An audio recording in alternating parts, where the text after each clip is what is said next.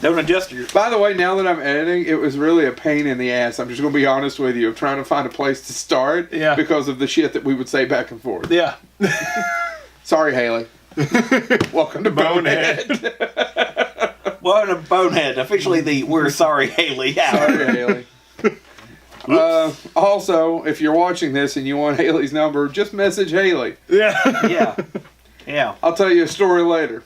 Okay. Yeah, it's not that bad. Anyway, so I like what I picture in my head more. Right. This Jigsaw sitting there, you see. Do you want to play a game because I can't find Haley's number?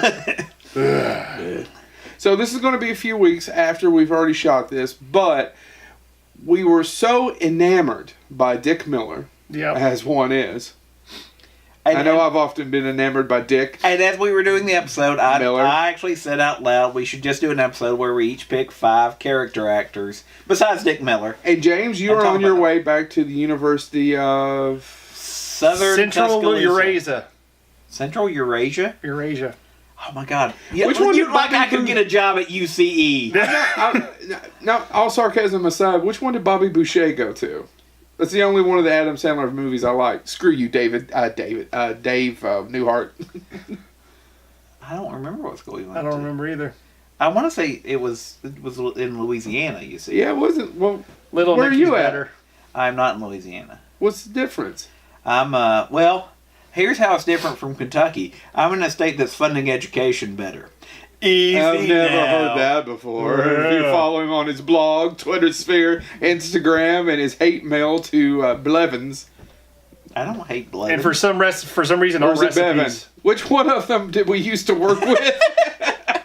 Well, Bevan won't hire me, so I don't know why. Which one is filled with hate? They're not mutually exclusive. I've sent him so many helpful tips that could help him in his political office. Well, anyway. So what we did was set out that the 3 of us would each, because we love movies, and we only gave 1 rule, correct? Right. We had to pick 5. Right. Chad, how many did you pick?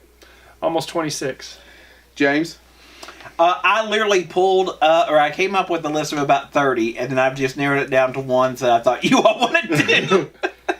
I did ones that were, that guy for me when I was growing up and when I was watching a lot of films in college. So. Yeah, so we picked our favorite character. We picked character actors, and I don't know about how long it took you all. It literally took me 5 minutes to pull out 26 people. Yeah. And then I actually had to stop myself. I'm going, okay, enough. I started writing down names and thinking I wasn't getting the older people right, so I pulled up the IMDb list of the 250 greatest character actors as well and went back through that. See, I didn't even pull anything up. Yeah. So there are several different ones, and sorry, as we sit here, if you're watching this, I don't mean not to paying attention, but I'm pulling up my notes that I couldn't get typed out. And the other thing, too, is for some stupid reason, in preparing for the show, we agreed not to tell each other what we were doing. So we have absolutely no idea who is about to say what. I have a pretty good idea about certain ones I wrote down that I thought, I'll never get to do that one. And I bet you all thought the same thing. Yeah, because Did you narrow it down between television and movies?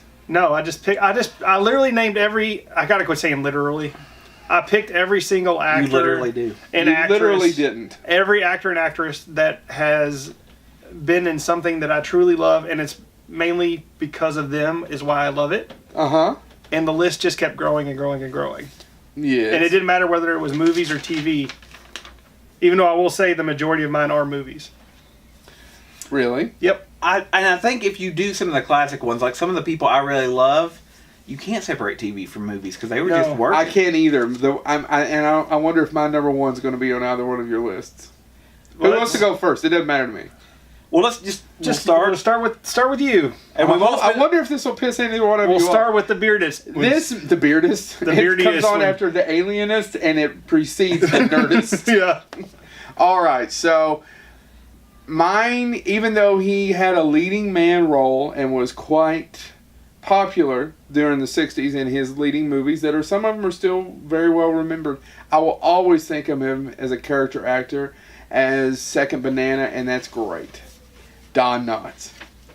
Yeah. Don Knotts will always be remembered as Barney Fife, second to Andy Griffith, or Sheriff Andy Taylor. Why did they just not say Sheriff Andy Griffith? Because they didn't want to pay him for his name the rest of his life. Now, since you're a Don Knotts, There you go. because Don Knotts was not introduced to me through Andy Griffith. It was, And by the way, introduced he is from not necessarily Kentucky. He's from Morgantown, West Virginia. did not know that. Yeah, Leslie Nielsen was also from West Virginia. Did not know that.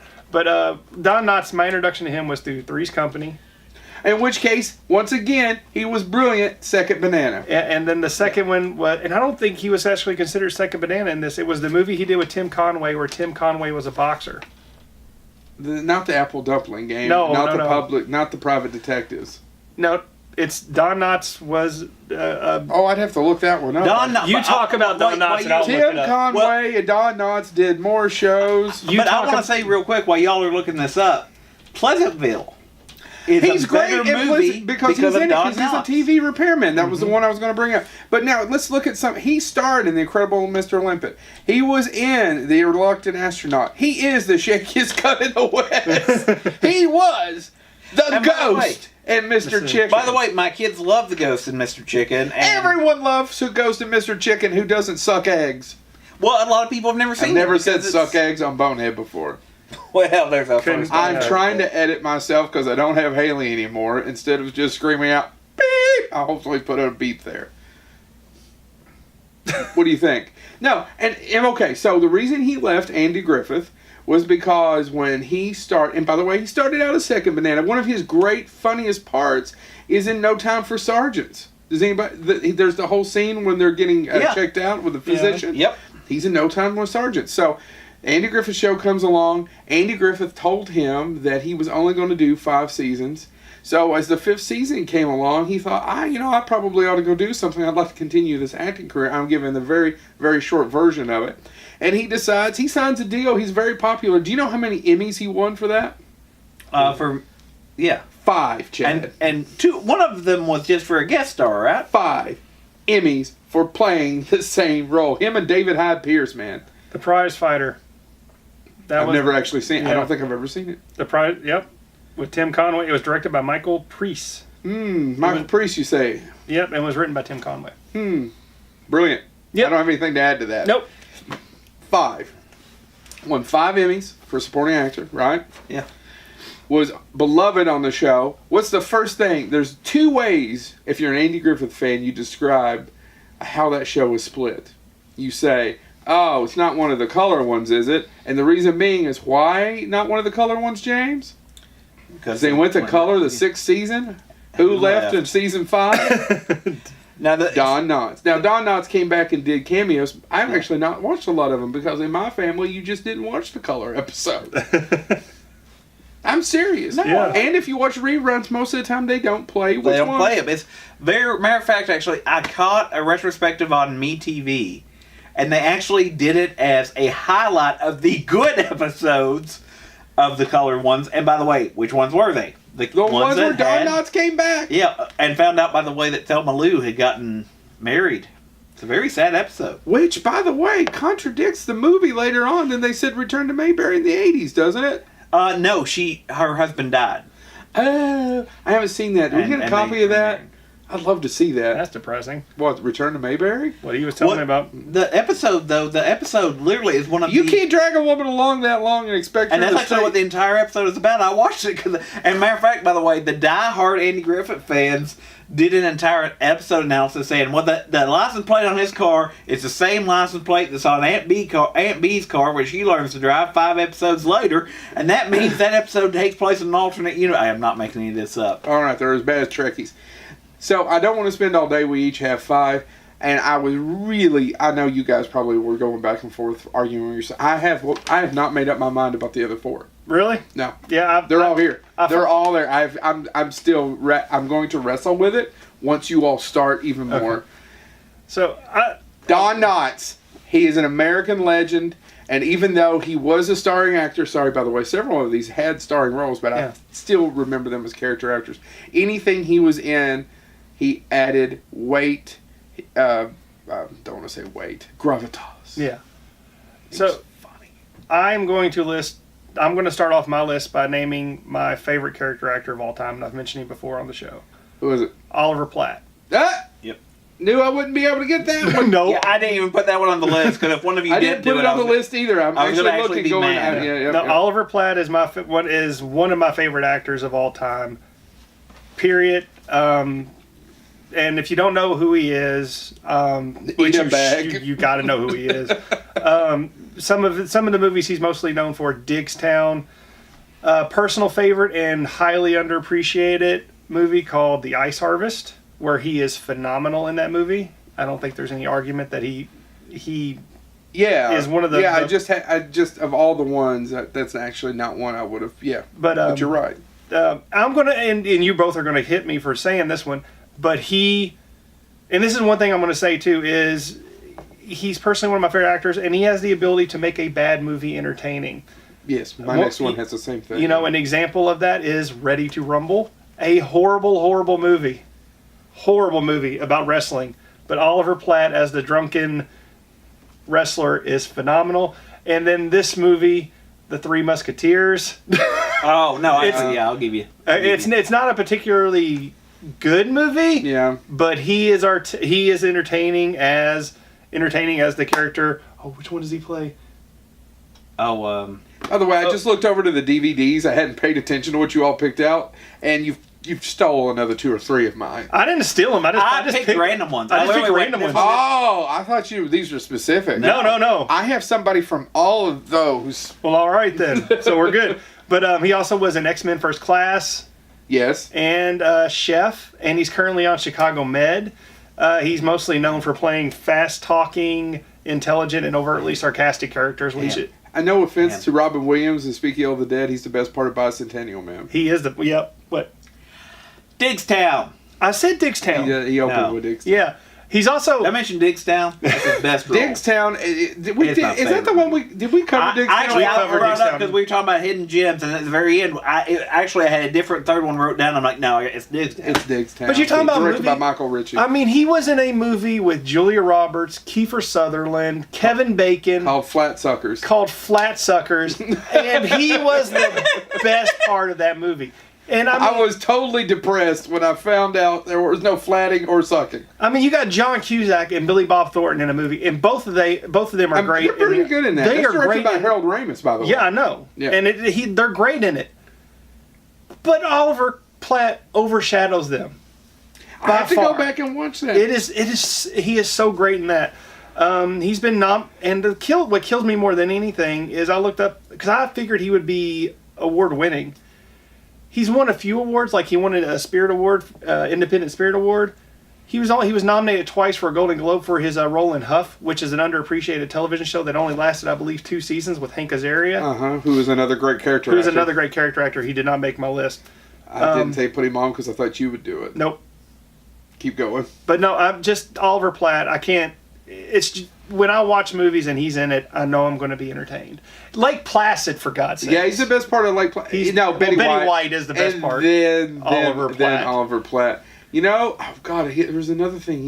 He's my favorite part of the C Word. Oh, I've never seen it.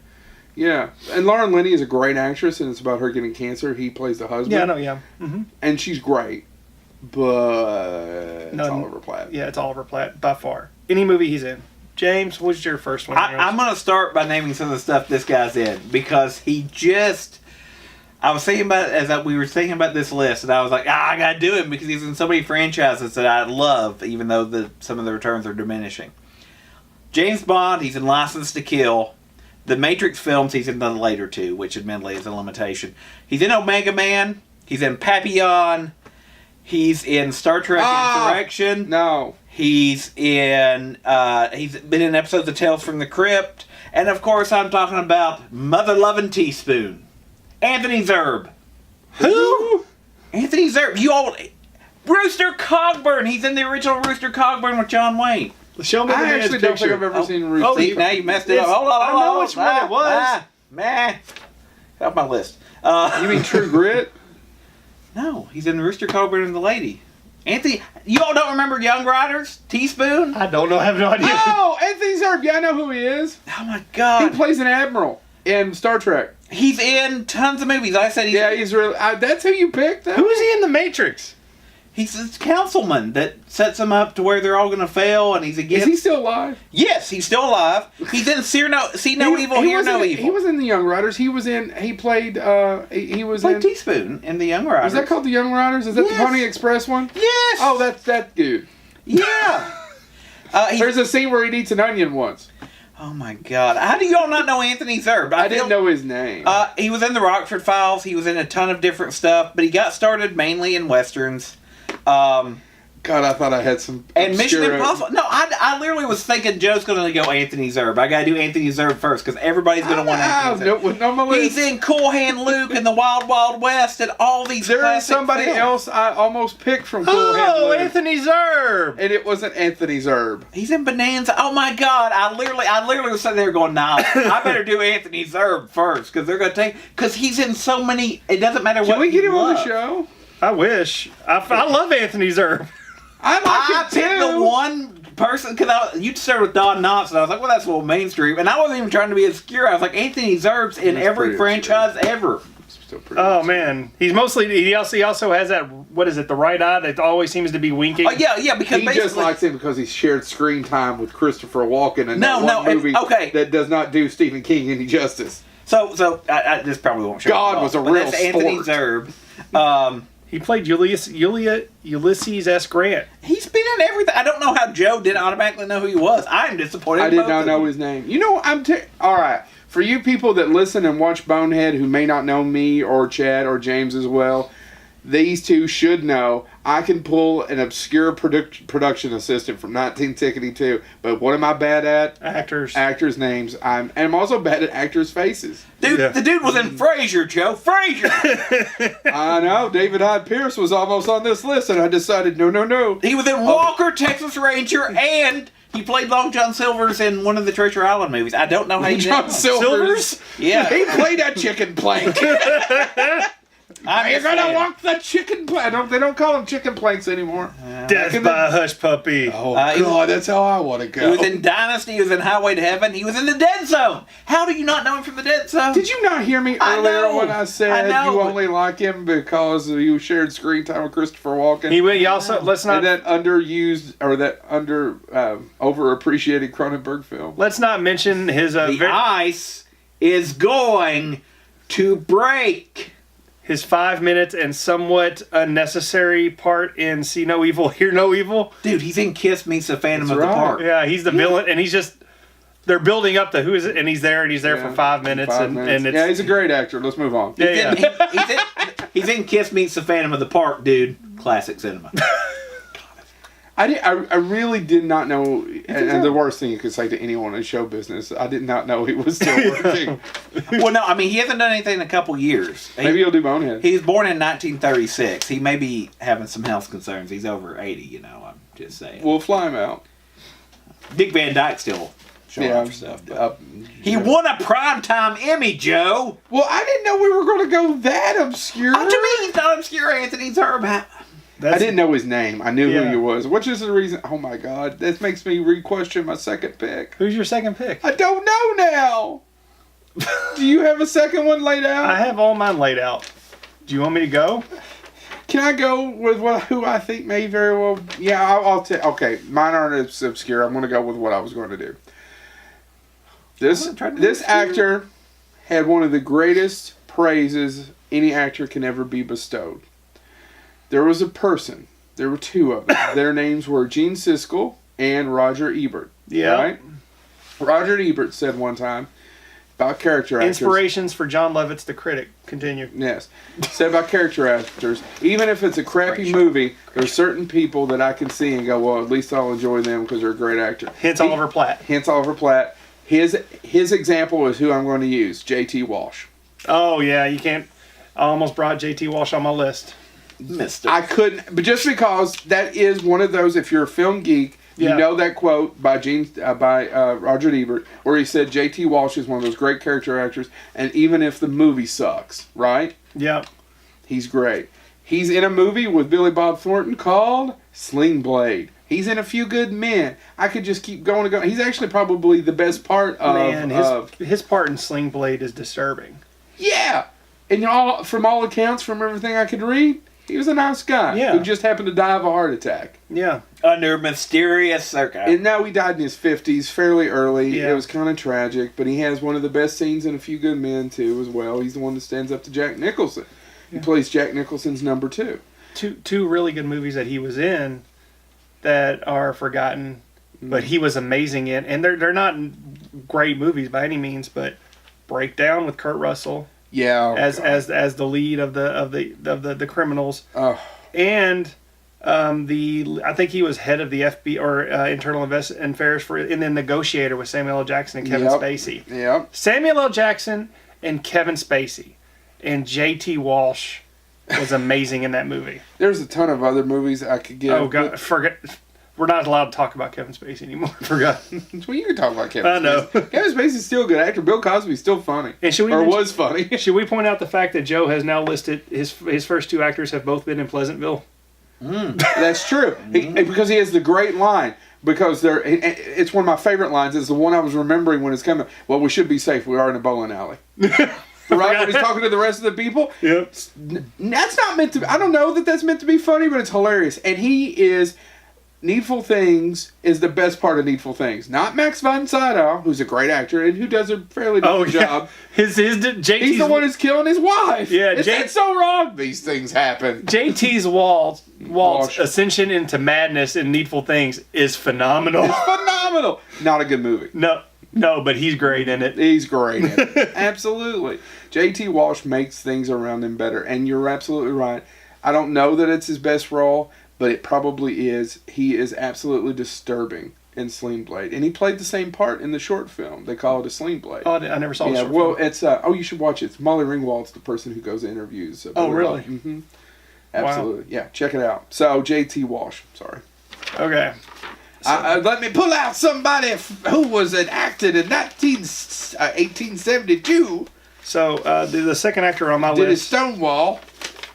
the second actor on my list has actually been in 432 television shows and movies.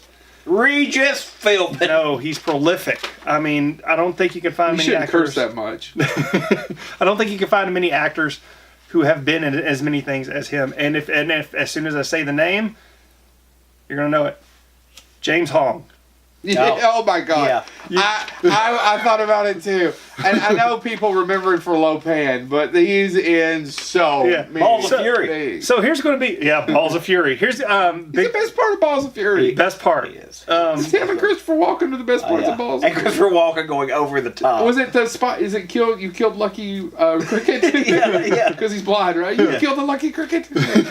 What a terrible movie. But James Hong, some of Big Trouble in Little China, of course. That's what most people probably remember. Because he plays Lo Pan, Yeah. the villain. He's also in Kung Fu Panda. He plays Kung Fu Panda's dad. Blade Runner. He's in Blade Runner. Airplane. He's in Airplane. And also the other one he would be his is Mulan. Can I ask you a question? Yeah. Did you look up everything, his whole filmography? I How many did. MASH episodes is he in? Oh, I didn't pay attention to how many MASH episodes. I'm just curious. He's in quite a few. I bet it's more than 2. Well, yeah. As But- different characters, right? But yeah. But he played 400. He has 432 credits to his career. He's usually known for playing every single Asian character known to man in TV and movies. He actually directed 5 films.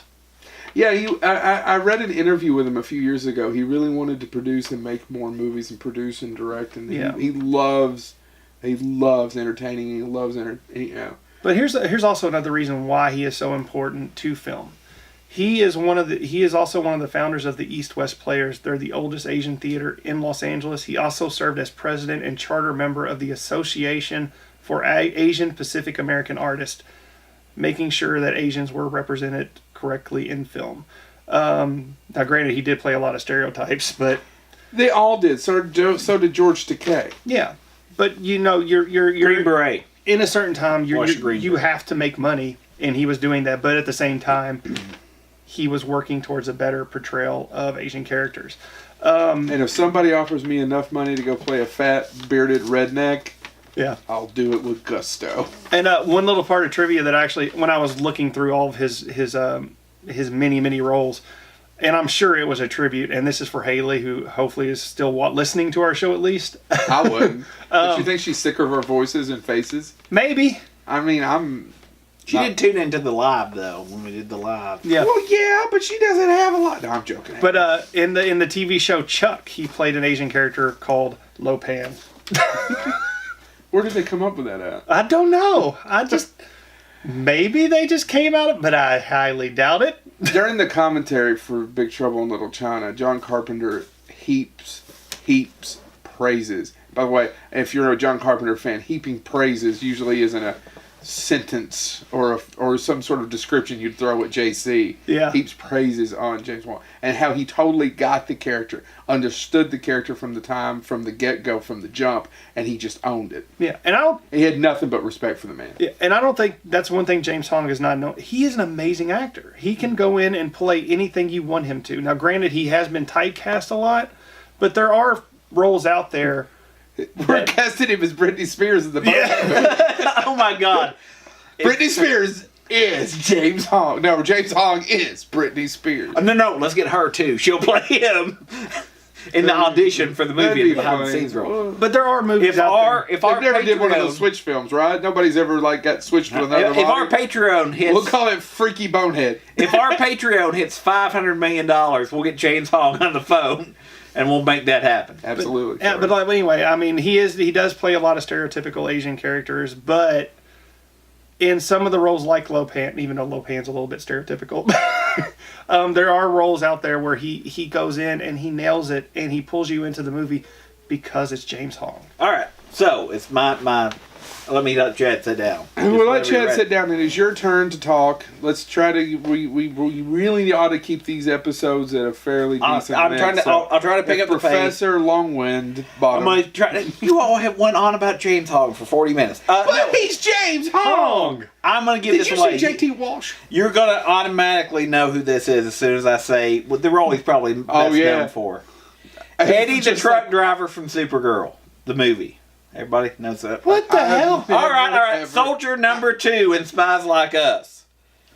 The CIA That could be agent. Ethan Cohen, by the way. The CIA. That could be either Joel or Ethan Cohen. They both are in that movie, and so Yeah. was Sam Raimi. The CIA agent from I screwed it up. Ishtar. No, I'm talking about Matt Frewer. Max Headroom. Yeah. Max Headroom, The Stand, Iron Man. You could have said Lawnmower 2, I know. Lawnmower Man 2, Job's War, and I'd have got The it quicker. Pink Panther. The Pink Panther. He's in the Pink Panther? He's the voice of the voice of the cartoon. new Pink Panther, yeah. I wouldn't have known He that. was Lloyd Christmas in the short-lived Dumb and Dumber TV series. One of the first things I saw him in was a Didn't know that short-lived existed. Shaky Ground, a short-lived sitcom that was on Fox after Married with Children. Do you know who is in more turkeys than stuffing other than John Candy? Matt Frewer, who was a good actor, Supernatural. In Search of Dr. Seuss, he was the Cat in the Hat, which was one of the first Yeah. Dr. Seuss films. That being said, for Disney fans, he's in Hercules. For comic fans, he was the leader in the Incredible Hulk cartoon. He's just been in, and actually, I like them. They had no budget whatsoever, but he did a string of Sherlock Holmes films. Yeah. Yeah. And those are actually entertaining Are those if you good? if you like the buy the book Sherlock Holmes, like closer to the book with no budget. Like literally, I'm sorry, the Hounds of the Baskerville. just throw, Well, this kitten is the Hound of the Baskerville. it's not quite that bad. But He was Nobody Moloch. would tune in. He was James Moloch in the Wallach Watchmen. I would say Moloch and the Watchmen. He's been, and what's funny is he's still very much active. One of the best part of the Pixels. You make him sound like an 80-year-old man who just got it on. No. One of the best part of the movie Pixels, which Yeah. is an Adam Sandler film. I have is, seen Pixels, but I don't remember him in it. he's Max Headroom. Oh. You know, another role. Another It went role. through my head now. The current thing he's doing that I'm most excited about is he's the bishop in Castlevania. And if you've not watched the Netflix show Castlevania, It's not bad. You're missing out. It's really it's Another role, and this is fairly recent, but in the very first episode of the show or Cinemax, the Showtime or whatever, the Nick, The Nick, yeah. he is in it for about 5-10 minutes, James, and that 5 to 10 minutes that he's in there blows you away. recently he's also We're I missing a big love one here. I know. loved Altered Carbon. Are you He's going to talk in about that. The Stand?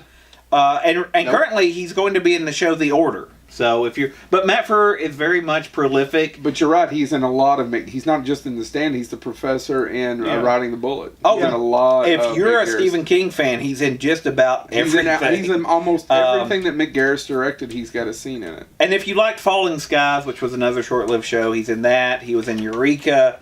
But he's just in a ton of stuff. He is in Supernatural. He plays Pestilence. He has 2 of the best supporting cop roles of all time. One in Short Time with Dabney Coleman, where Dabney Coleman knows he's going to die and has to get himself killed to pay off the insurance. Yeah. But he's not really going to die. No. He plays his partner. How did you leave that out, James? I was going to actually say he also is... I've got another one. He's in Desperation. I've got another one. And he is in... You made me lose my spot. Dang it. Dawn of the Dead. No, got another one. The 2004 Dawn of the Dead. Go ahead, he Joe. sure is. He plays the dad. Yep. Yeah. Who is in the Taking of... Who's the Taking of Beverly Hills? Who's that action guy? God, Fall Guy. Not the Fall... Oh, no. Oh, man. I don't know. Matt Frewer is the cop? Yeah, he's great in that movie. He's Matt Frewer. And, Holy hell, I can't believe I pulled out the Taking of Beverly Hills. Robert Davies, the bad guy. You both also forgot. Robert Davies, who could also be on this list as a bad guy. Robert Davies is the second That was on FBI. my list. Is this... Did I take Robert Davies? No, I'm still going to do it. We'll just move on. Oh. Okay. Yeah, let's... But I was going to say... Cheapity Christmas. The other thing, Gargoyles, if you're a fan of Disney's Gargoyles. Yeah, Jonathan Frakes does that. He was one of the talents in that. He's also second banana to Rick Moranis in Honey, I Shrunk the Kids. He's Batman the Animated Series. He was in that. But also my one of my favorite roles of his, just because it's such a conniving, skeezy character that I love, is him being Berlinghoff Rasmussen in Star Trek The Next Generation, who steals a time machine and fakes being a time traveler. So, Joe, what's number? I still can't believe that I didn't pull him out on The Stand. Matt Frewer. I mean, of all the things. I can't believe I didn't. Short Time is what popped up in my mind. He didn't even pull up on my list. I'm punching myself for not even He putting. didn't mind either. Kudos. Chad, if you want to go, I'm arguing about my third one. All right, so my third If one. you want to do Robert Davi, I've got 6. No, he's not I on came with here. full 6. So my third one is an actress who basically, in a lot of ways, carries every movie she's in. Joan Cusack.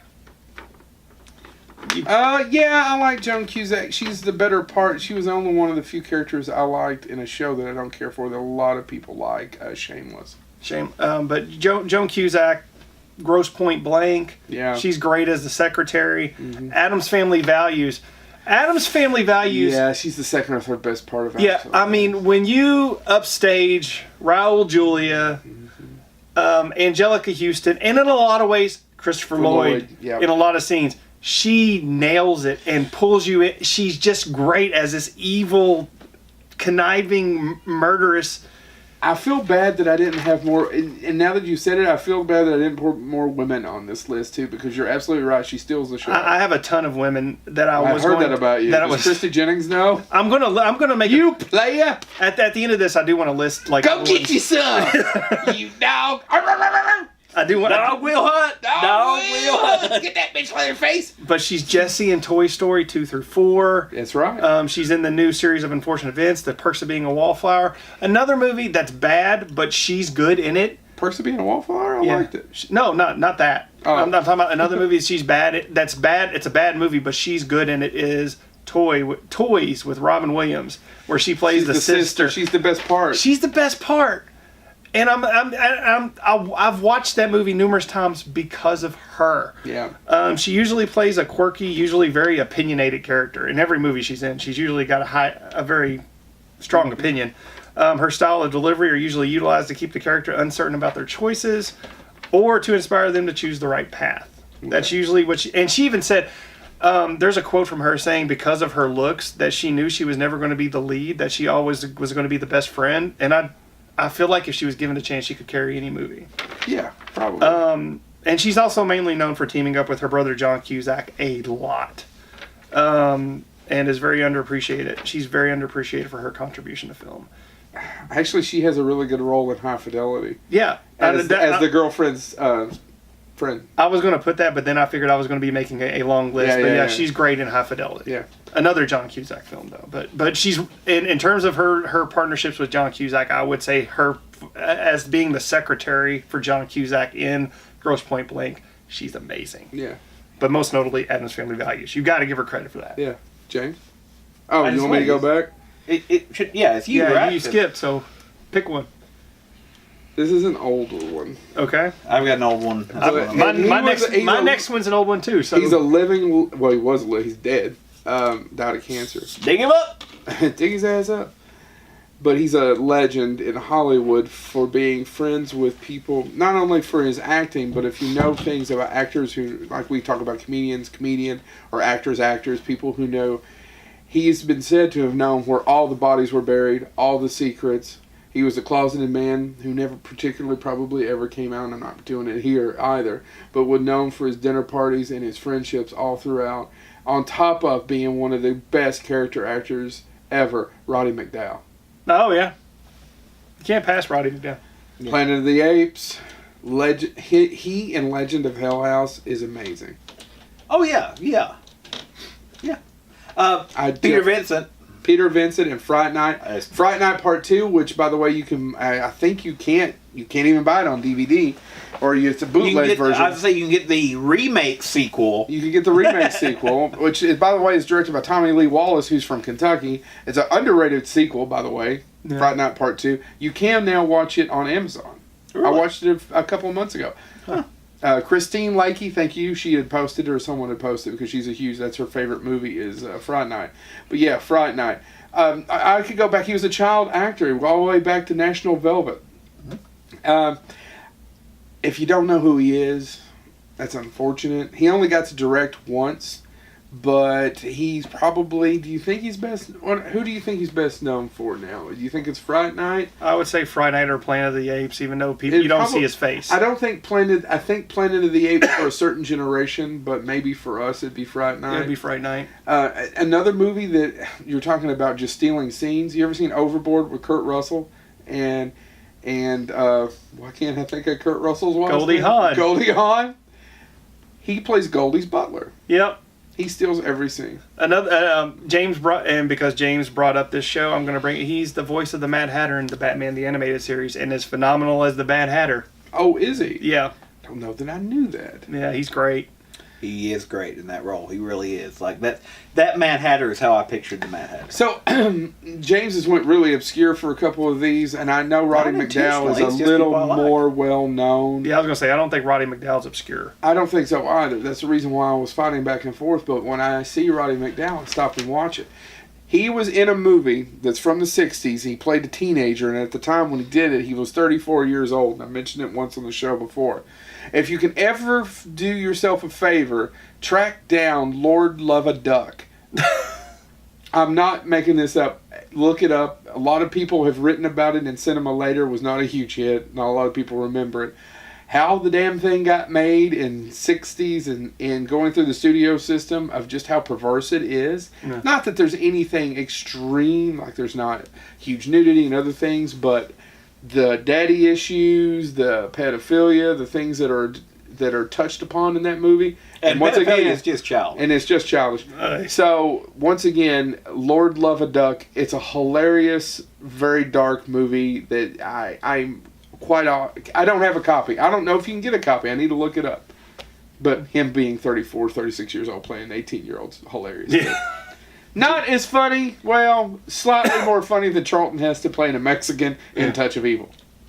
James, what's your number? As good as John Wayne playing Genghis Khan. Genghis Khan and woo! Which killed him. Yeah, killed everybody. Yep. What's her name? Of course, the cigarettes didn't help. No. Yeah. But I'm pretty sure the radiated sand is what killed him. Cigarettes didn't help.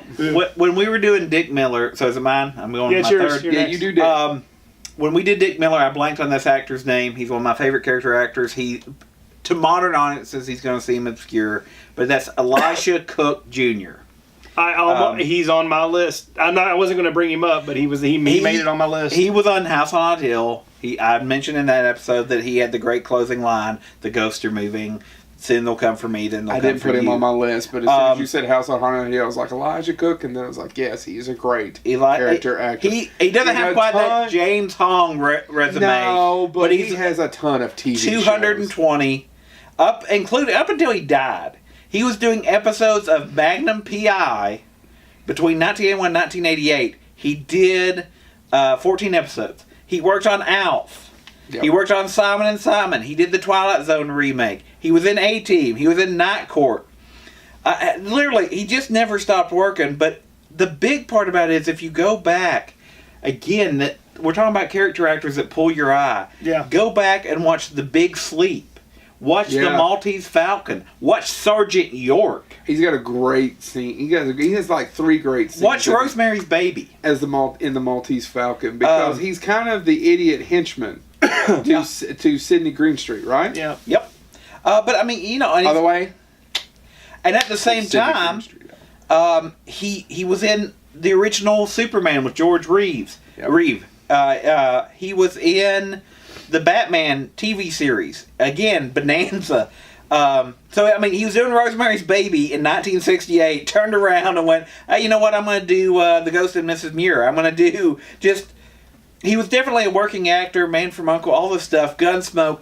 But any time, and we're talking multiple episodes of Gunsmoke, Rawhide, Wagon Train. What a great career. The Fugitive. The Untouchable, 77 Sunset Strip. You don't have to read them all. Yeah, you don't have to read every single credit. But the other one I want to say that most people haven't seen, and if you haven't seen this movie, y'all probably have, but for those of you watching, he has a kind of interesting role in the movie One-Eyed Jacks. And One-Eyed Jacks is famous for what reason? I've never seen it. Marlon Brando directed One-Eyed Jacks. I've never actually seen it. So if you get a chance, in One-Eyed Jacks, he's got a very kind of interesting role there. He plays Carvey. But literally, if you look at his career, from working with Alfred Hitchcock to working with... He said literally. Yeah, I know. He can say it, not me. He's taking a long-ass pause, fingering that thing Yeah. over there. No, I For was... you all listening, it's an iPad. Well, I was letting you finish. I didn't. But anyway, Why I don't let you? Worked on Dick Tracy. Worked on all those shows back in the day. And if you just think about the people he worked with, from Hitchcock to Marlon Brando to all these people, and then at the end of his life, he's like, "Yeah, I'll do an episode of Alf. Bring that puppet in here." Blame him though. What are you going to do? No, especially when you're an actor. And again, he plays Uncle Albert in Alf, and when he's on screen, I'm like, "Oh, cool. Yeah, no, I'm going to watch it." If any episode he's on, The Night Stalker, he played Darren McGavin's friend in Kolchak the Night Stalker. So, Joe. but anyway, Yes. Elisha Cook Jr. Do you want to go next? Or? I can go next, or you can go next. You It's go up to next. you. Let's get back on normal rotation. All right. So we're on number 4, right? Yep. Man, I'm really, really, really hard one. I knew who I was going to end with, but I know who I'm going to end up with too. End on too. Charles Durning. Do you guys know who Charles Durning I is? do. Oh no, I don't know who Charles Durning is. I'm just saying, I might obviously need to be more obscure. I didn't. Sorry. If you don't know who Charles Durning is, oh my God. Charles Durning is in everything from Evening Shade to The Best Little Whorehouse in Texas. Let's see, what else is he in? Oh Brother, Where Art Thou? Oh my God, I'm trying to think of other. He was in the last part of his life. He was on. He played what's his face's father on Dennis Leary's show. He played Dennis Leary's dad. Rescue Me. Rescue Me. Why couldn't I think of it? So he was not only in his 90s by the time he died. He actually worked till he died. He was in World War II. Yeah. And his dream was to die on set. Really? He wanted to work till he died. He loved it. He thought it was the greatest thing ever. He enjoyed his work, and that's all he ever wanted to do was work. Now, what are some of your all's favorite Charles Durning roles? Oh, I mean, Oh Brother, Where Art Thou? Yeah, Evening Shade. He's in An Amazing Stories, which also is directed by, I'm pretty sure that's the one where He was in State and Maine. I loved him in State and Maine. He is in State and Maine. Yeah. I forgot about that. But every movie he's in was elevated because he was in it. And by the way, also a Purple Heart recipient. He's also in The Sting. And, oh, God, he's in the Muppet movie. He's in To Be or Not to Be. Oh, and he's in Tootsie. He's in Dick Tracy. Yeah, I was getting ready to say Dick Tracy is one of my favorites. But he's also the cop in Dog Day Afternoon who's outside, the detective who's trying to get Al Pacino out. Atticus. And No. my God, he's in Meatballs 3. Do you know what film he was nominated for a Best Supporting Actor for, Joe? I don't off the top of my head. It's about a certain type of house in Texas. Best little. Oh, but he has his song and dance routine about I just do a little dance because he plays the governor, right? Right. And the only person in that movie that comes close to him is who? Dom DeLuise. Yep. Which we've talked about on the show before. We've got into a character-actor tailspin. Yep. But He's like not I gonna do said, the tailspin theme. I was thinking about it. I was trying to think of one more that I absolutely love. And that we're good there. Check him out. Your turn. All right, mine's going to be obscure. My next one's, I think, is fairly obscure. Okay. William Hickey. Oh, God. Not to me. No, not to me either. Bill Hickey. Are you going to talk about the producers? I'm going to talk about the producers. We're going to talk about The Nightmare Before Christmas. Talk about the Puppet Master. I was going to say, I didn't put the Puppet Master on my list. He's He's the Puppet Master for about 5 minutes. He was the biggest name in that movie. Yeah, he was the biggest name. He's in Christmas Vacation, One Crazy Summer. Uncle Lewis. And okay, you both are going If you all don't know who it is, he's Uncle Lewis, one with a toupee, Hey. and Christmas Vacation with a cigar. Yeah, The blessing. You couldn't hear a dump truck drive through a nitroglycerin plant. Now you know who William Hickey is. you all are going to rip on me for this last movie I'm going to mention that he was in. Mouse Hunt. But no, but he's one of my personal reasons. He's one of my reasons why I like it as much as I do. Major Payne. I don't remember him. He's the schoolmaster. I don't remember that. You know, I got something that'll take your mind off that page. Damon Wayans comes in and he's just completely like William Hickey's main concern is catching butterflies. That's all he cares about is butterflies in Major Payne. He's great. He can easily be defined as the grumpy or very confused old man.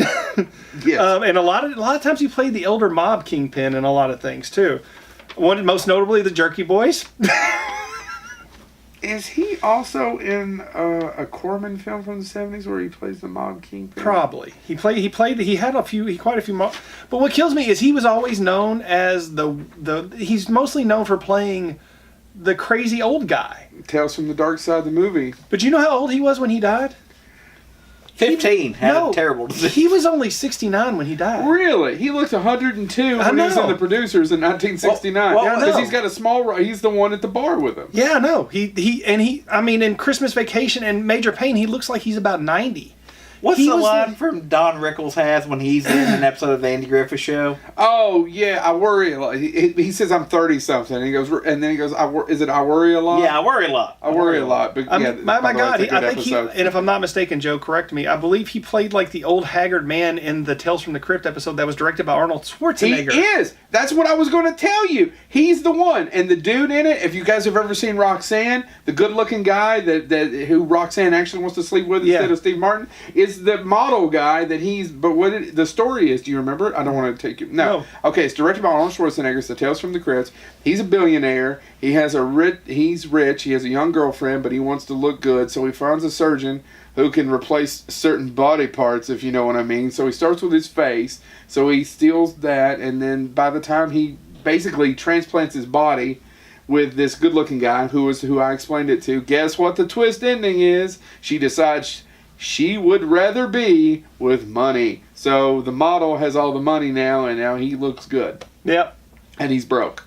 Yep. That's a great twist. And it was directed by Arnold Schwarzenegger. It is directed by Arnold Schwarzenegger. But no, William It's Hickey. absolutely true. William Hickey's just one of those actors that, again, if he's in a movie, he pulls. He's the focus. He's the best part. He in Buster. I can't think of his name from Scrooged. Bill Murray. No, the cab driver. David.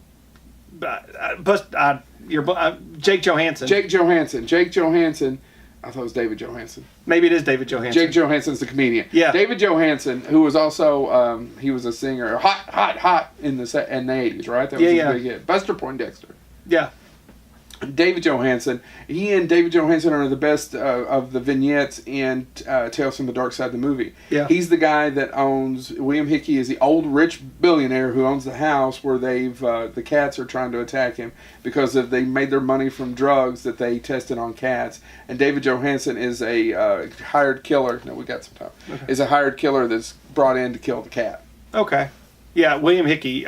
He was my obscure one. James, what do you got? Joe, you went, so James, you go. You're number 4. I'm going to go ahead and do Robert Davi, just because Robert Davi is... He's in my favorite. Let me see your... Robert Davi. Oh, Robert Davi. The Goonies. Yeah, I said. He's one of the... agents, whatever, from the Die Hard. He's in- Yeah, he's in- Nakatomi.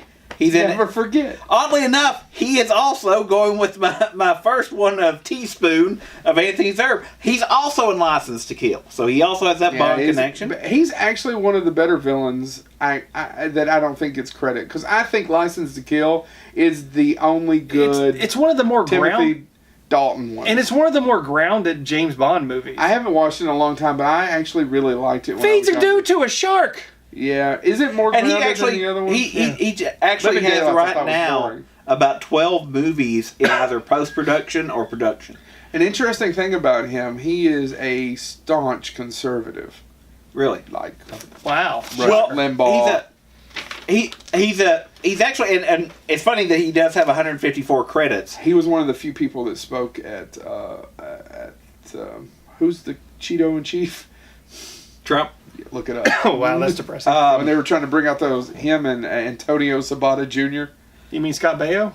That one too. Robert- Antonio Sabata Jr. Robert Davi though he's done a lot of stuff, but actually he's better known in many circles as a musician. As a matter of fact, there's a documentary coming out called Davi's Way, and he was challenged to reenact That's interesting. Sinatra's Madison Square Garden concert, and he only had 1 year to pull it off. Well, he had Just a like great- Ruben Blades is the same way, right? Yeah. He was really known for music, but I knew him from acting. acting. That You didn't. You're the one who taught me that he even had a music career. I didn't know that. Till I learned that in my music class in college that he was a musician. Is that where you learned that? Yeah, that's where I learned it. And then later on, I learned he did the whole soundtrack for Cindy Lumet's Q&A, Nick Yeah. Nolte movie. But he- Robert Davi too. Yeah, you can see his singing talent in the Goonies. Yeah, he actually is credited right. for that. But he did. So he normally gets cast as gangsters. Yeah. But he did He has episodes a look, dude. of T.J. Yeah. Hooker, Heart to Heart. Yeah. But so he's also in the Goonies. He did episodes of The Equalizer and Hunter and all of that stuff. But then he does play an FBI agent in Die Hard, so he's not typecast there. He licensed to Thrill, and then he moved on. License to kill. I have a license to thrill. Shoot to Thrill. No, Play anyway. to kill. Too many women and too many pills. But then he went on to probably the most important franchise of Maniac Cop 2 and 3. 3. Badge of honor. He replaced Bruce Why do Campbell. I know that? No. Bruce Campbell died. Yeah. Oh, spoiler! They're all directed by William Butler. Yeah. But then, and TV-wise, if you're a fan, and these shows were big when they were on. Oh, the guy who played Maniac Cop could be a good character actor. the guy with the Robert chin. Zadar, I've met him. Yeah, He's dead. that's depressing. The Pretender and The Profiler were both shows, and he's done both of those as different roles. When the third degree showed, and he was there. Oh, okay. And you also would probably know him if you're a fan of music and you're of a certain age. He did work with the Jonas Brothers in some of their videos. Well, thanks for bringing that up. Oh, I know. Yeah, that's what we need. But actually, Nick Jonas. Also, though, he's done tons of video game work, including video games. Scarface, when they did the video game, he did voice work for that. He did video game work for Halo, the Halo franchise. So, I mean, I'm sorry right now if you're listening to this. My son is upstairs beating something. Yeah. and most recently, 2015. Hopefully not it's most not his recently. mother. Not well, if Or it is. maybe. 2015, he actually worked with Bob Dylan. So, I mean, musician, video games. I didn't know about the musician part. Musicians, video games, and character actor. I mean, the man's everywhere. So that's there you go. The one I'm going to end up is not obscure, but he's the greatest character actor of all time. And I will have you all fight and argue with me for the rest of the day. But when I say his name, you're going to be like, I don't know. You can argue with me, but he's the greatest character actor of all time. Burgess Meredith. No, that's not. true. Yeah, Who? It's better than Burgess Yeah, Meredith. that's true. I mean, you got. He said it's true. You got. he's good. He's great. Who's He's better one of than the Burgess best. Meredith? John Lithgow. No. John Lithgow is a great actor. He's a phenomenal actor. He is not as iconic, I do not believe, as Burgess Meredith. He's had. Yeah, I'm not going to argue that Burgess Meredith. Although they both have Twilight Zone connections. Yeah.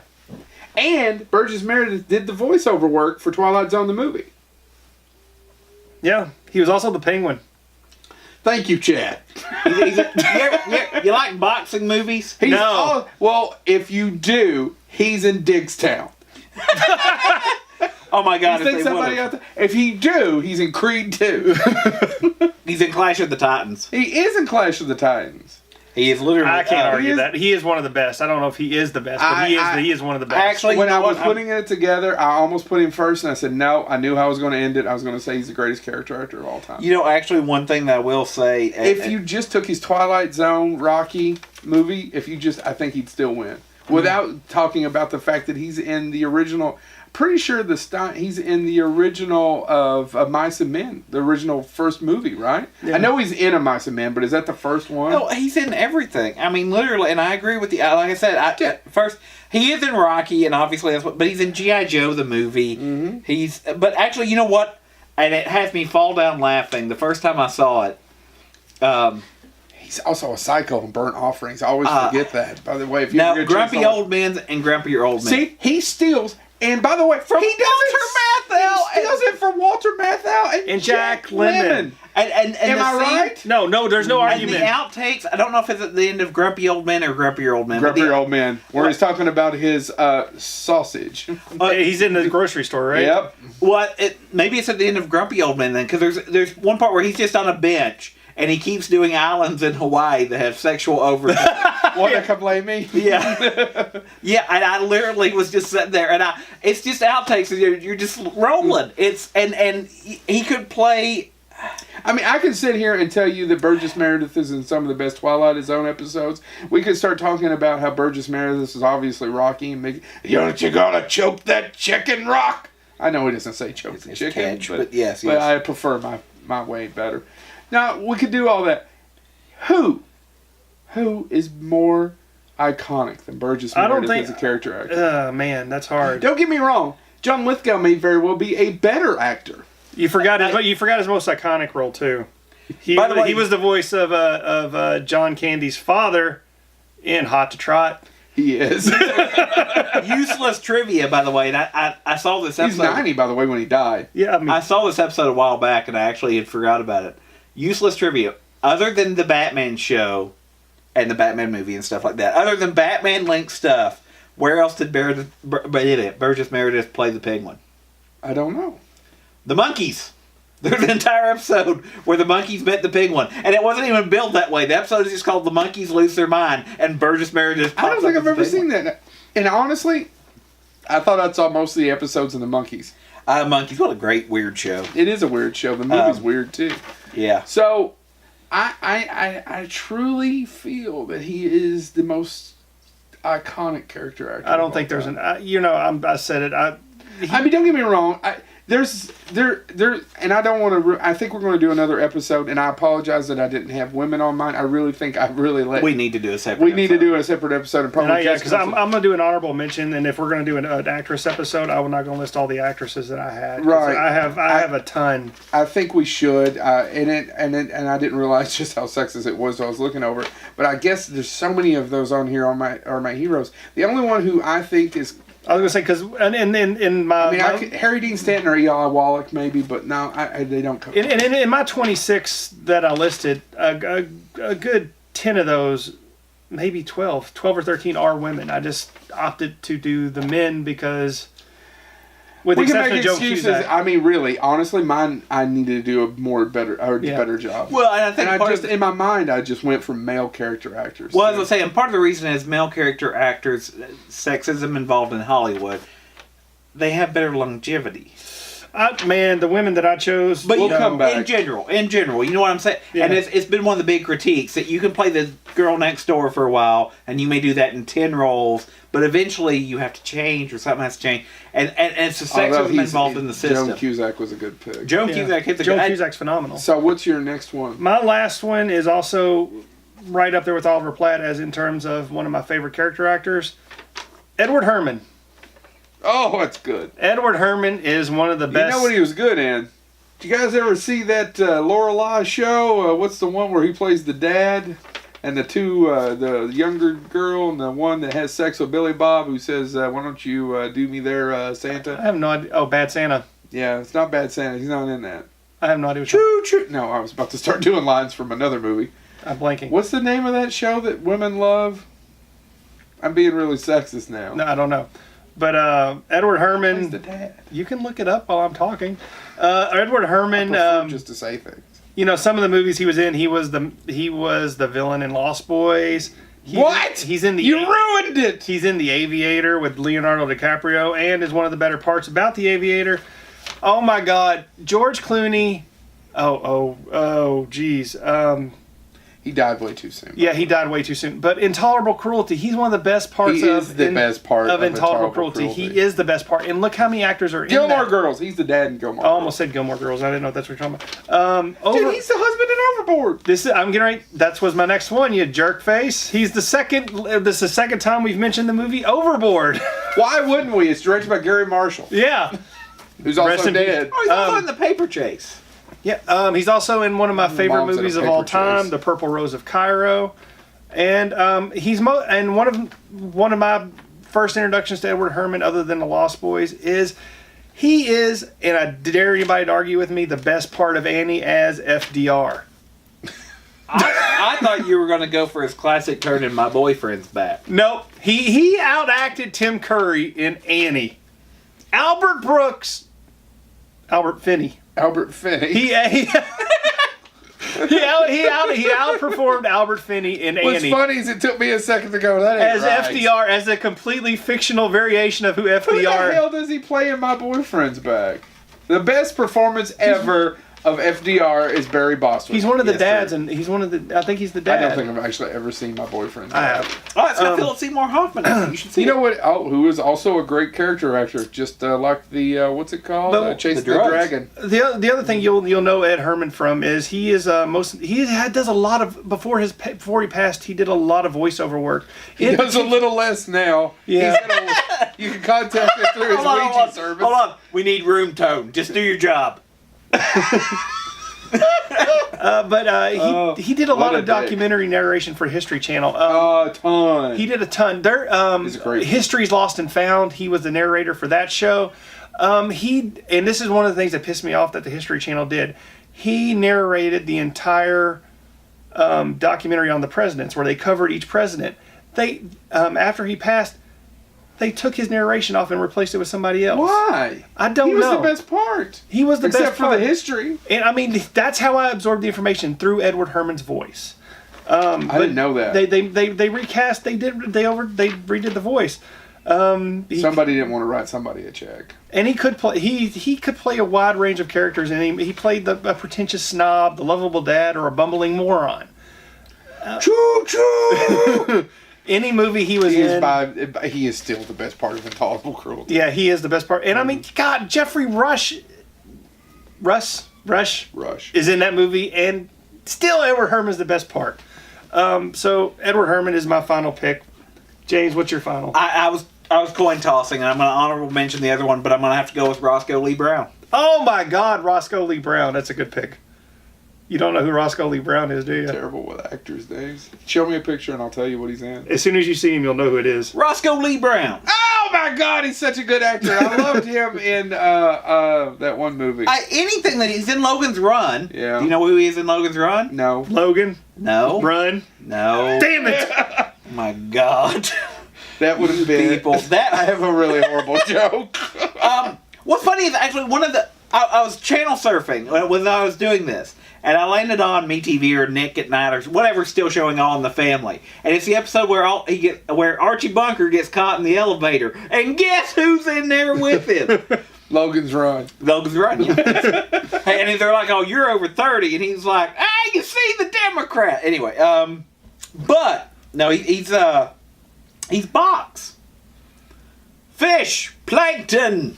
Treasures of the Sea in Logan's Run. You know what? I haven't seen real quick, I'm Logan's going to Run in interrupt so you. long. You know what? It's It's a crappy robot. I know, but it's You know what else he was? What? He it could be argued between who played the better version, Vincent D'Onofrio or Roscoe Lee Brown as the Kingpin. Where was he the Kingpin? He was the Kingpin in Spider-Man the Animated Series. And he did a ton of voiceover work, and that's what I was about to say. You have all. It doesn't matter if you think you've never heard, don't know who Roscoe Lee Brown is. You do, because if you've seen Oliver and Company, the Disney film, he did voices for that. In the TV series Planet of the Apes, he was in that. He did Barney Miller. He was in Logan's Run. Oh, I can't remember. He who just had played this Barney Miller. great voice, and he had gravitas. Yeah, he does have gravitas. Every time you saw him on screen, you were like, "Oh, somebody's getting a lecture." It was just. Oh, I don't know why that was funny. I don't know. That should have been funny. That's the name of the show. The name of the episode. Lecture. I'm getting a lecture. Someone's getting a lecture. He was in Jumpin' Jack Flash, but he also It's a gas. He did tons of TV series as a doctor in The Cosby Show. He did multiple episodes of that. He was in Soap. He was in Soap. He was in Benson, obviously, the spinoff of Soap. He was in 227. I can't believe. But Francis, if you've seen Oliver and Company, the bulldog that has a very proper accent and is always correcting everybody and always wants to be the actor, that is the voice of Roscoe Lee Brown. Did you also throw out Sanford and Son? Yes. Yeah, Did you talk about All in the Family? Yes. Did you talk about Barney Miller? He was Swamp Thing, A Different World. Did you bring up Logan's Run? Yeah, thanks, Joe. The John Larroquette Show, which it's lost to time. That is lost to time. I wonder why that's never came out. I mean, there's several shows, but it's not like it lasted 2 seasons or 3. Yeah. Another actor who could have been mentioned, Chi McBride, was in the John Larroquette Show. But another actor could have been mentioned was John Larroquette. Yeah. He did so many narrations near the end of his life. Babe, Pig in the City, he narrated. Phantom 2040.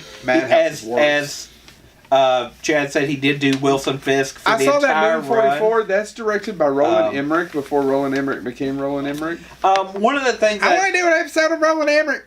Well, good for you. We can do that in the future. I really do not want to do an episode. Roscoe Lee Brown. Although he can feel free to come to my show.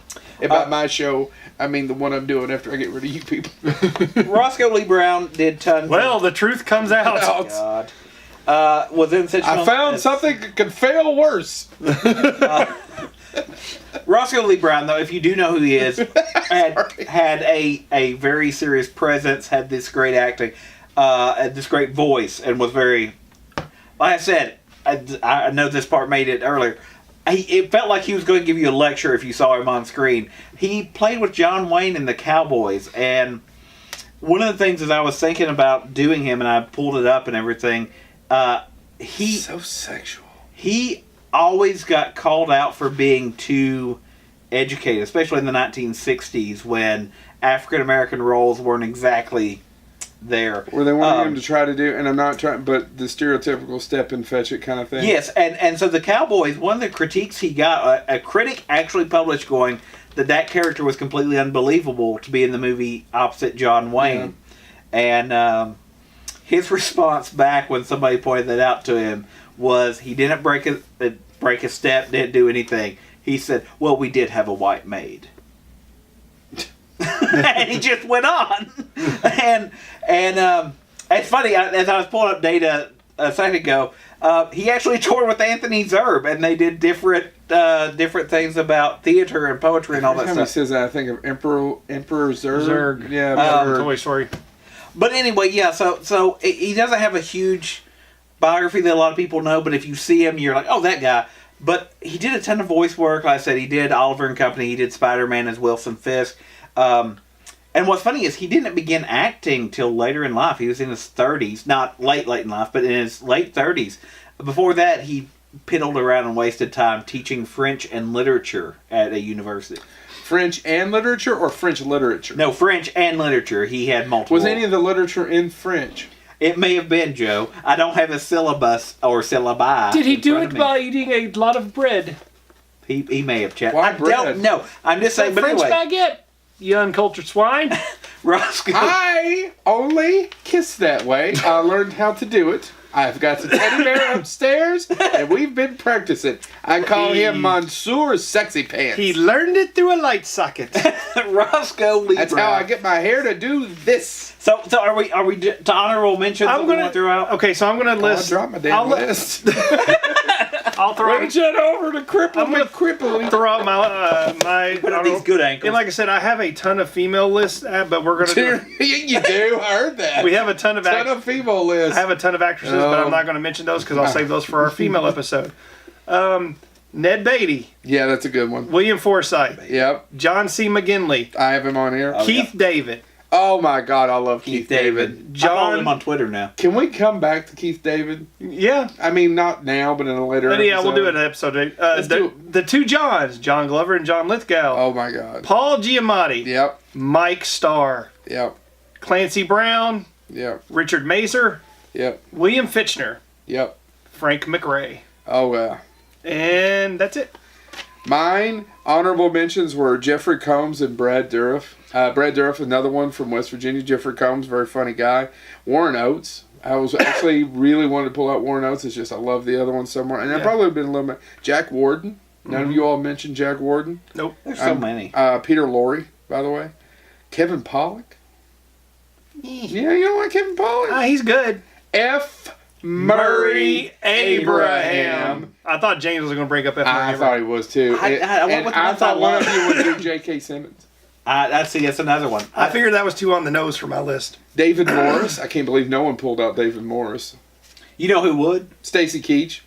Stacey Keach would have totally pulled it. The one I really wanted to do was Slim Pickens. Slim Pickens. Slim Pickens, yeah. Yeah, but I couldn't. Michael Rooker. Mike Worker. Gary Cole. I thought you would have. Gary Cole. He can't. Oh man, he didn't. Still nobody's touching my honorable mention. Now I am sad got that one. Gary Cole was not listed. on John my list. Mahoney from Frasier. Yeah. He just Rest passed in away. peace. Rest in peace. Yeah. Go ahead. I have more, but go. I've got to go Austin Pendleton. Who the hell is that? You know him as Max from the Muppet movie. No, I don't. I'm terrible with actors. Oh, that guy It's that guy. from Switching Channels. Oh, Austin yeah! Pendleton. Austin Pendleton was He's in. the one that killed that guy that they hid in the copier. Yep. Austin You know, they Pendleton. made a remake of Switching Channels. They called it His Girl Friday. Austin Pendleton, if you don't know No who one he is, out there is getting pissed, which makes me upset. Yeah. Austin Pendleton, if you don't know who he is, literally always plays. He has names like Max. He's played a character named Max multiple times. But if you've seen the Muppet movie, he plays Max in the Muppet movie. The assistant that doesn't really. So he always kind of plays these wormy. I didn't remember that character's name is actually Max. wormy guys that eventually stand up for what's right. But he, and like I said, Muppet movie. He's in Short Circuit. He did tons of TV in the 80s. Johnny Five. No, He you did don't My need to. Cousin He's Vinny. still alive. Johnny Five is alive! My cousin Vinny. He's also in My Boyfriend's Back. It's a close By the circle. way, he is. We could have done Fred Gwynn, but He's in Mr. Nanny. Sergeant Bilko. he's one of the. He's really funny in My Cousin Vinny as the one who He's in- stutters. Yeah. that He's in replaces him. Amistad. But who isn't? He did The West Wing, which is it's the episode of The West Wing. He's What's in. your next one? Keep going. No, that's it. Honorable That's he's only got It's one honorable honorable mention I guess because we covered I them all. literally. They're You all all- hit on most of it. I mean, there was more, but as soon as I was like, Austin Pendleton, now I pulled him out, I'm like, if you see him in something, and he used to look quite a bit different, obviously. Yeah, we been had doing- darker hair. But he always plays that guy going, I don't, maybe we should have opened the gates of hell. Maybe And there's a few of them that you pulled that are like I was Fred Gwynn. Fred Gwynn probably became a character actor later in his life, but there was a couple on the list of great character actors that I thought didn't deserve to be there, and not because they're not good actors or whatnot, but I don't see them as characters like Ted Danson. well, I was Ted actually gonna Danson's say, not a character I actor. totally agree with you. Do you think 100%. though because I was saying I watched the documentary Gilbert earlier today. I talked to both of you. Also, about if that. you're into character actors, go that guy in that thing or that Yeah. documentary. But I was sitting there thinking, I'm like, if you don't know him from stand-up comedy, would Gilbert Godfrey be a character? Because he's in... Yes. I mean, because you know him. Yes, because he's in Look Who's Talking. He's in Beverly Hills Cop 2. Adventures and Babies. Adventures of Fort Fairlane. My phone's ringing. That was unprofessional. Oh no, who is it? It's my wife. She'll wait. No, we're almost done. Stop. Gee, many Christmas. You can't turn that off? I know you can't turn her on. And on that bombshell. But no, because I think that's it. I think that a character actor, because I know Gilbert Gottfried because of comedy, but I think if you never followed stand-up before, he would be that guy in that thing. Yeah, the problem child. Classic. Yeah, that's another one though. There's a great, by the way, if you do watch Gilbert, is available on Hulu, free to watch if you pay for Hulu. They go back and they have archival footage of Eddie Murphy saying he can't go toe-to-toe with Gilbert Gottfried, that he's too over the top. So, I mean... Anything else? What I was going to say is, how many of those characters are there out there like that, though? Where there's just, I mean, and I think that's it. So you may have a different list than us. Yeah. But if you do have, if you're sitting there, and since we did mainly males this time, and you're thinking, there's a guy in that thing, who's that guy in that thing that we always keeps popping up? For some people, it's Danny Trejo. I mentioned before we started filming, I couldn't mention Danny Trejo because to me, Danny Trejo is now a cottage industry in and of himself. Yeah. He is. He absolutely is. So He is who's somebody a that we missed? character actor. Yeah. He is that character, Yeah. and that's what he does.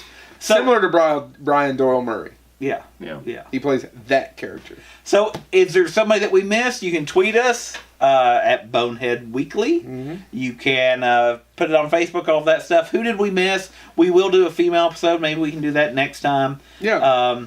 And that may be coming to you. I may be broadcasting from the distant shores of Lake Wanalami. Minnetonka. I was going to say Lake Wanalami. I'm trying to get my Burgess Meredith off. So they won't let you in there. You don't have a membership then, right? I jumped the fence, but they all catch on pretty quick. I don't know how they off for his wife on. I don't know how they find me. I wear my finest Star Trek T-shirt. All right. Well, thank And you all. you see- Anything else, guys? No. Thank you so much. Share us on your social media, Facebook. Please subscribe to YouTube and the iTunes and the SoundCloud. And if you happen to be a character actor and you think they didn't mention me, you should totally do our show and complain about it. And I'm not really quick about this, but I don't know that this episode will come out in time. If it does, please go out to Frankfurt Con and enjoy that. And if not, we will see you at Lexington Comic Con coming up in March. Well, they'll probably see you. Well, they might see you. Maybe. I Probably- might. They won't see him. No, God, no. I don't know. When is it? March. I'm off 2 weeks in March. Oh, God, kill us now. Yeah, well, so much for that. You'll see all 14 of us. Thank you all so much for tuning in and listening to us. We will see you on the next episode. It's cool that he counted all the larvae that live in his stomach. Stomach larvae! If I had more larvae, I'd be less fat.